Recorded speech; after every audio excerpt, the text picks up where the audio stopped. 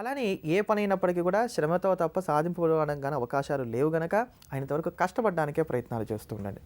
ఈ రాశిలో ఉండేటువంటి వారికి ఉద్యోగంలో కావచ్చు కాక, వ్యాపారాల్లో కావచ్చు కాక జాప్యం ఎక్కువగా ఉంటుంది. అంటే ఏ పనులు అవ్వాలనుకున్నా కూడా నిదానం మీద జరుగుతాయి తప్ప వెనువెంటనే అయ్యేటువంటి స్థితి కనబడట్లేదు. ఏ ఫైల్ కూడా త్వరగా కూడా మూవ్ అవ్వడానికి కూడా అవకాశాలు ఎక్కువగా కనబడట్లేదు.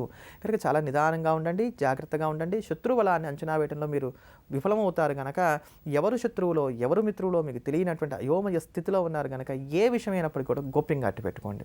ఈ యొక్క మిథున, తుల, మకర రాశుల్లో ఉండేటువంటి వారు ప్రతిరోజు కూడా దుర్గా ఆపదుద్ధారక స్తోత్రాన్ని 9 సార్లకి తక్కువ కాకుండా పారాయణ చేయడం మంచిది. 9 సార్లకి తక్కువ కాకుండా దుర్గా ఆపదుద్ధారక స్తోత్రం, చాలా చిన్న స్తోత్రం, 9 శ్లోకాలు ఉంటాయి. ఈ స్తోత్రాన్ని రోజుకి 9 సార్లు పారాయణ చేస్తూరండి.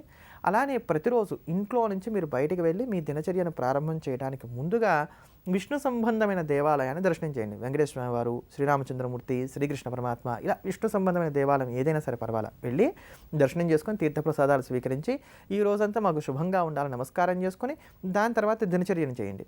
దీనివల్ల మీకు మంచి లాభాలు కలుగుతాయి.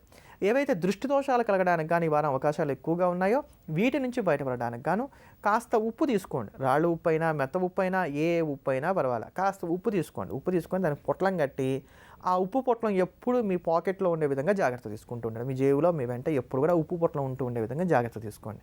ఇలా చేసినట్లయితే ఈ వారం అంతా మీకు అన్ని విధాలా కూడా శ్రేయస్సు కలుగుతుంది.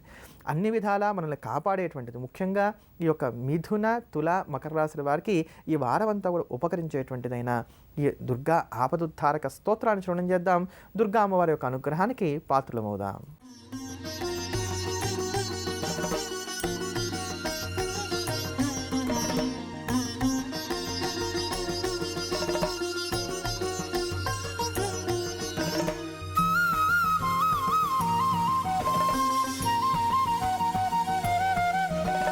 नमस्ते शरण्ये शिवे सानुकम्पे नमस्ते जगद्व्यापिके विश्वरूपे नमस्ते जगद्वन्द्यपादारविन्दे नमस्ते जगत्तारिणि त्राहि दुर्गे नमस्ते जगच्चिन्त्यमानस्वरूपे नमस्ते महायोगि विज्ञानरूपे नमस्ते नमस्ते सदानन्दरूपे नमस्ते जगत्तारिणि त्राहि दुर्गे अनाथस्य दीनस्य तृष्णातुरस्य भयार्तस्य भीतस्य बद्धस्य जन्तोः त्वमेका गतिर्देवि निस्तारकर्त्री नमस्ते जगत्तारिणि त्राहि दुर्गे మాది ఏ రాసో తెలియదండి, మరి మాకు ఈ వారం అంతా కూడా శుభంగా సాగాలంటే మరి మేము ఏం చేయాలి అని భావన చేసేటువంటి వారు ఎవరైతే ఉన్నారో వారికి ఉపకరించేటువంటి తేలికైనటువంటి ఒక పరిహారాన్ని గురించి తెలుసుకుందాం. అంటే మీకు ఏ రాసో తెలియకపోయినా ఈ వారం అంతా కూడా మీకు శుభంగా సాగాలి అనుకునేటువంటి వారందరూ కూడా ఈ పరిహారం చక్కగా ఉపయోగపడుతుంది. దీనికి ఏం చేస్తారు? స్నానం చేసిన తర్వాత శుచిగా ఒక చపాతీ తయారు చేసుకొని ఆ చపాతీ మీద ఒక చిన్న బెల్లం ముక్క పెట్టి దాన్ని రోజు ఆవుకి తినిపించండి. ఈ 7 రోజులు కూడా వరుసగా ఈ పని చేయండి. నువ్వు ఇంకేమన్నా చెప్పాలా? ఇంకేమన్నా అబద్ధం చెప్పాలనుకుంటే చెప్పేయి. నేను చూడాలనుకుంటున్నాను నన్ను మోసం చేయడానికి నువ్వు ఎంత నీచానికి దిగజారగలవు అని. ఎందుకు ఆలియా, ఎందుకు నువ్వు ఇలా చేసావు? నీకు తెలుసు కదా నానమ్మ తర్వాత నీ ఒక్కదానిని కదా నేను పూర్తిగా నమ్మేది.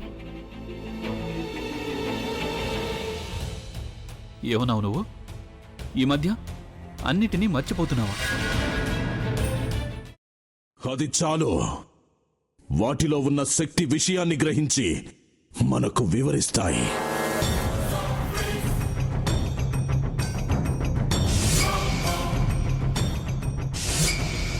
ఎవరు ఆ దండ విప్పొద్దు, గది తలుపులు తెరవద్దు.